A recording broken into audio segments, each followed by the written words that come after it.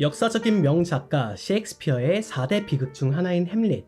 최근 홍익대 아트센터에서 연극 햄릿의 공연이 시작됐어요. 말 그대로 고전의 반열에 오른 이 공연이 지금의 무대 위에서 어떻게 올라왔을까요?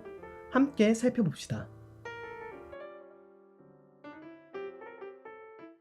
캐릭터에 대한 표현들을 얘기할 때 햄릿형 인간이란 말이 있죠. 단순히 신중함을 넘어서 우유부단함이 드러나기까지 하는 인물상이요. 사느냐 죽느냐 그것이 문제로다라는 대사로 너무나 유명한 햄릿. 그는 선왕의 유령에게 들은 이야기로 인해 복수를 맹세하는 인물입니다. 그러나 너무나 많은 고뇌로 인해 복수를 위한 완벽한 순간이 있음에도 직접적인 실행을 옮기지 못하기도 하죠. 사실 햄릿이라는 캐릭터는 일종의 반항아적 성격이 있다고 느껴져요. 아버지의 복수라는 거창한 목표의식을 가지고 있음에도 뚜렷한 실행을 옮기기보다는 광인 행세와 자기 고뇌에 빠진 인물이죠. 무엇이 있도록 그를 고민하게 만든 걸까요? 개인적으로는 결국 삶에 대한 고찰이라고 생각해요. 사랑과 복수, 죄의식과 용서 등 무척이나 다양한 감정이 오가는 인간 생애에 있어서 그는 어떻게 살 것인가 그 방향성을 찾지 못해 고통받는 인물이라고 느껴집니다. 그렇다면 우리는 과연 어떻게 살아가야 할까요? 삶과 죽음, 그 사이에서 인생을 살아가는 것에 일종의 해답이 있는 걸까요? 이어서 이야기해봅시다. 본 공연의 시작과 끝은 매우 독특한 구성입니다. 망자들의 공간에 찾아온 4명의 배우가 죽은 자들의 이야기 속으로 깊이 빠져드는 느낌이죠. 이때 관객들은 배우들과 함께 망자의 이야기로 들어가요. 삶과 죽음의 경계를 오가는 듯한 기묘한 연출은 꾸준히 이어집니다.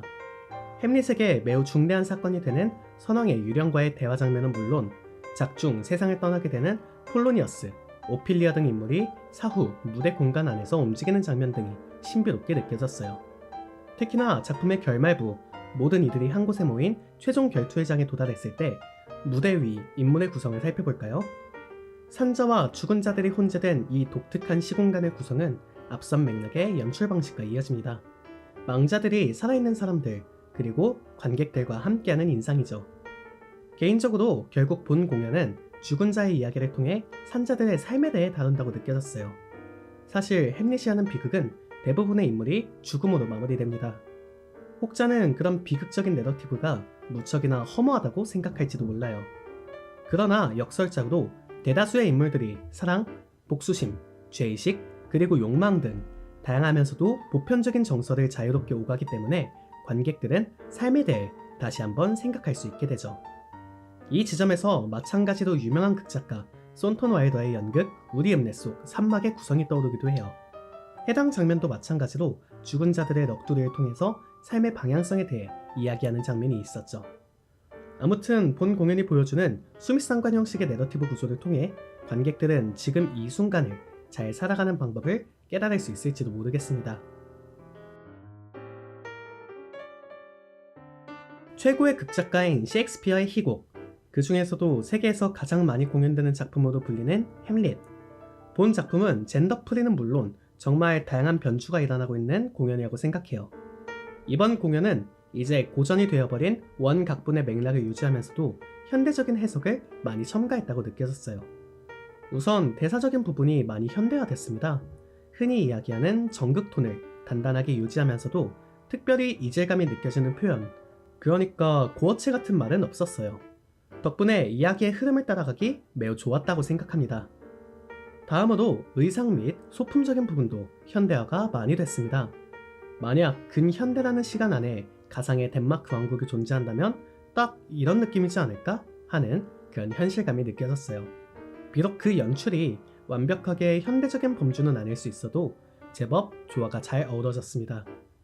마지막으로 무대 세팅이 인상적이었어요. 사실 본 공연의 무대는 상당히 심플합니다.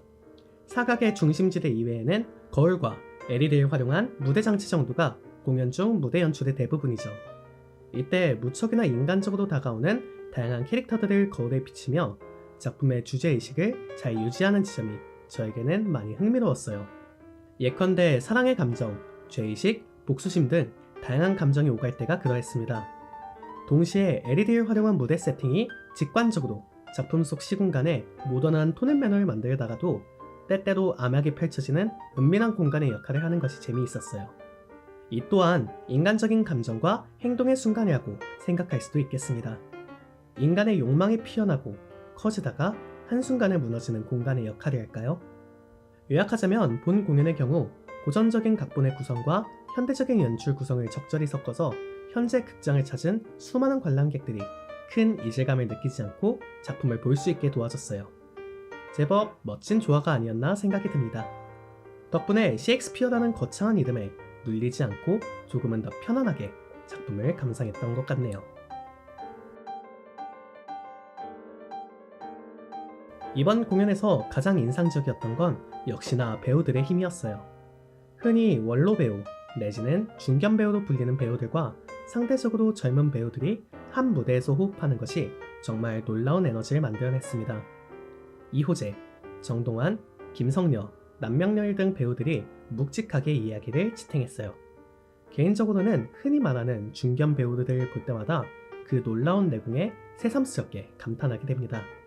이번 공연에서도 배우들이 보여주는 강한 에너지 덕분에 공연이 너무나 재미있었어요. 뮤지컬에서 주로 접했던 이충주 배우의 연극 무대도 제게는 새롭게 다가왔습니다.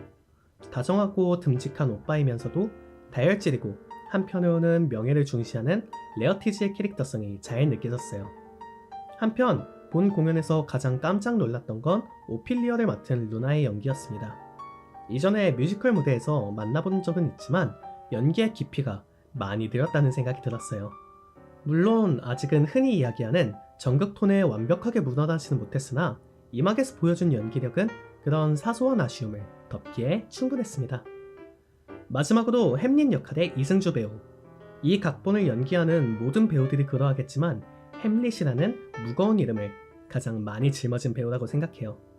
그런데 이승주 배우는 정말이지 완벽하도록 멋진 햄릿을 보여줬어요. 광기와 고뇌, 사랑과 좌절, 그리고 깊은 후회의 정서에 이르기까지 무척이나 입체적으로 다가오는 햄릿이었습니다. 이승주 배우의 햄릿이 이번 시즌에 참 많이 회자될 수 있을 것 같네요.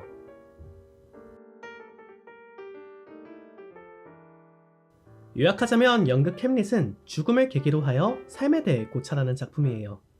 사람이라면 누구나 경험했을 보편적인 정서를 토대로 어떻게 살아갈 것인지 고민을 이어나갑니다.